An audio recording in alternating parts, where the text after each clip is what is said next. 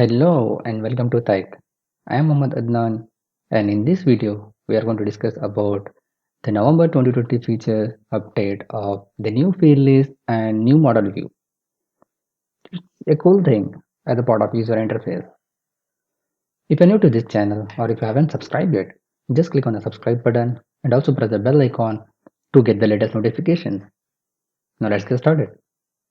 This is my Power BI file, and in order to enable this preview feature I had to go to File and then Options and Settings and then Options, and then under Global Preview Features click on this new field list and click OK. Once it is done, so if you go to here to the Model tab, you will get this option, Upgrade to the new model view for an improved design that makes it easy to identify data sources and manage relationship. Keep in mind this change is permanent, so once you click here you can't able to go back. As I love this feature, so I'm going to click on Upgrade now. Now look at the table and the design and the icons here beside to that. Not only that, if you click see on the fields pane, there is also they have made some changes over there. The first thing is the measure table. If you created, it comes on top of the list by default. That's the good thing. The old one, the first thing first is new icons and UI. So here on the fields pane, you will get these options as the symbols for each and every data type. For the numeric, you will get this sigma symbol, and for the date, you will get this date here. Previously, it was just a columns. So if you look at here, recently we got this update. On the numeric, we got the sigma symbol, and for the date, we got this date symbol here. So let's go understand this one. In the context menu, if you right click the table, you got these options, whereas in the new one, you are getting these options here. Create hierarchy. So they have realigned this one in a proper way. So you can hide, unhide, and expand all the tables here. So that's a good thing here, right? So expand everything here. Now if you right click any of those tables, and here you have option like collapse all. So it's going to collapse all the tables here. If you right click this table, you will get these options properly aligned here.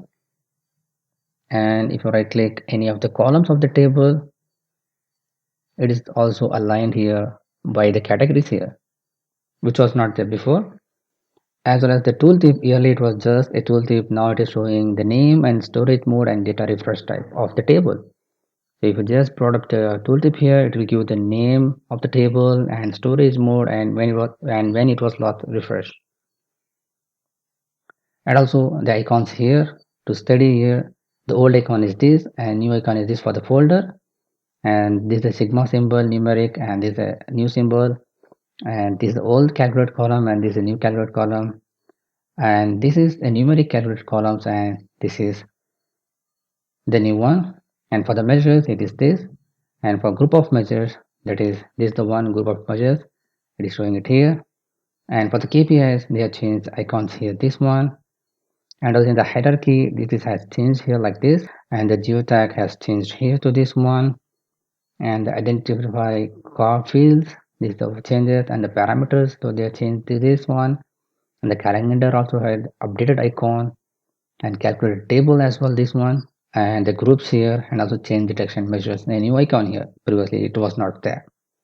So those are the list of fields view, new fields view. Now about the new model view features here is you got this one, the previous one is something like this, and now you have this updated the cards of it. If you just mouse over here, you will get the information of the table about the name, import mode or direct query, and then the last refresh date here. You can expand or collapse this one. So click here, it will give you only the key measures, only the key column which is already connected to different tables, and if expand, it will expand all the columns here. Now here itself you can just hide the column on the report view if you want. So I click here, it will give the same options here to create hierarchy, delete from model, hide in view. It's also underlined in a category wise. If you're using direct query mode, then you will get a blue line on top of the table here, like this one. Not only that, if you notice, you get these options here, icons. It is the symbol of import mode. There are different icons here. We'll discuss this in 2 or 3 minutes. For the tables in dual mode, the headers will show you the hash colors like this one. For the import mode, you will not show anything. For directory, you will get a dark blue line, continuous line, and for the dual mode, you will get a space between two there, a dash symbols over there. So let's discuss about the icons here. If it's just the table with the database, then it is the import mode. If it's empty, and then it is a directory. I like this one. And if it comes to live connection, you will get this the globe symbol. When it is a dual mode, you will get the database as well as the connections up and down. This is cool, right? Yeah. And when it comes to the error messages, so it will give an icon on the measure here itself that this measure has a problem over there. And when it comes to the tooltip here, so this I already discussed, this showing the name, import mode, and then the last date refresh date. When it comes to direct query, it is also going to show you the server name as well as database name from where it is coming from. So now the table card properties, you have these options. So here, if you click on any of the blank area and open up the property window, you will have this option. Show the database in the header when applicable. So click yes. When you click yes, it is going to show you the database name and server name only for the direct query mode, not for the import mode. So if you click here, it's not going to show you that, even though this is import, right? So it's not going to show that. Only for the direct query, it is going to show that value. So show key values when the card is collapsed. So if I turn off this one, so it is going to collapse everything here. It's not going to collapse only the non-related fields. If I click yes now, then it's going to show only the key field value which is connected to different tables, and it will collapse all the other fields which is not required here. So pin key fields on top of the card. So click yes. If you click here, it is going to sort the key values here. Even though that does the same thing actually. So if you expand this one, the Arabic, this is the one Chinese description here. If you click yes now, then it's going to select the key values. And if you click on collapse, this is going to do the same thing. I think this feature is okay, but when you're using this collapse option with the key measures, then this may not be required for you. If you're using this expand completely, expand all the tables here, all the tables, so open up here, then if you click here, then this makes sense that these are the key columns here, or else it may not. So we have made some performance improvement to the model view. If you have large model more than 50 tables, instead of trying to show all the tables and hitting performance errors, Power BI will load and let you decide the layout that you like to work with. So this model has too many, it will show you this message, this model has too many tables to show at once. The all tables view has been disabled. Create a new layout by selecting the plus icon and drag and drop the tables onto the canvas. So you can click here and add layout.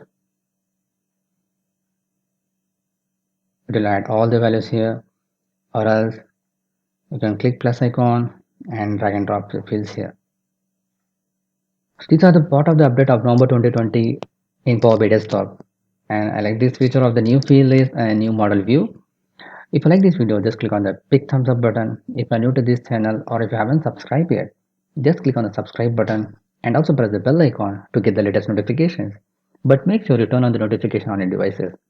Share it with your friends and colleagues. If you have any queries and feedback, just post it on the comment section below.